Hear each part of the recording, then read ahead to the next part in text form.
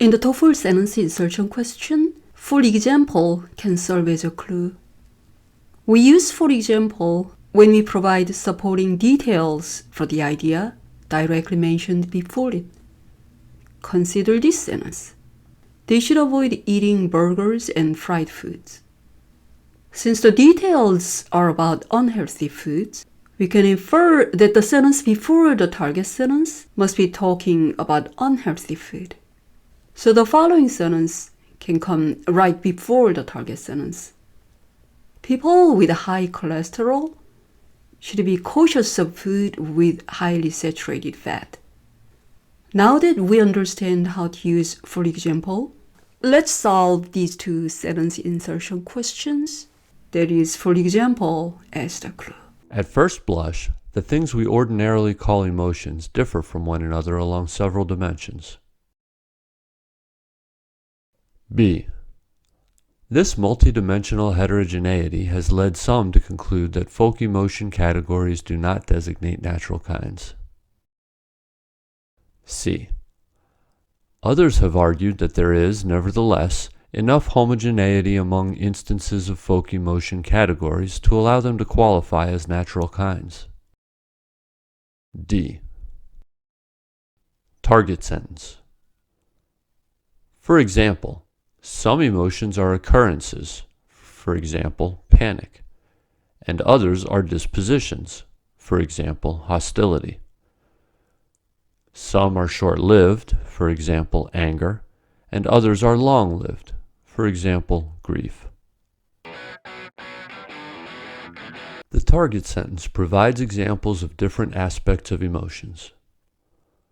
So we know that the target sentence should come after a general statement about different aspects of emotions. A makes a general statement about different aspects of emotion. So after A is a good candidate for the target sentence. To make sure that this is the correct spot, let's examine the flow of ideas. A. Initially, emotions look different from one another along several fixed dimensions. Target sentence. For example, some are occurrences and some are dispositions. Some are short-lived and some are long-lived. B. This multidimensional difference led some to argue. C. Some others, on the other hand, argue otherwise. All flow naturally. Answer B.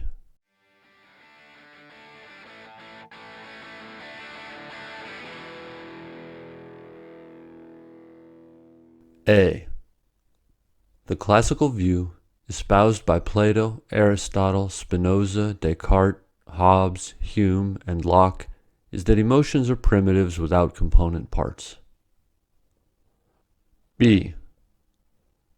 An alternative idea, suggested by William James, is that emotions are feelings constituted by perceptions of changes in physiological conditions relating to the autonomic and motor functions.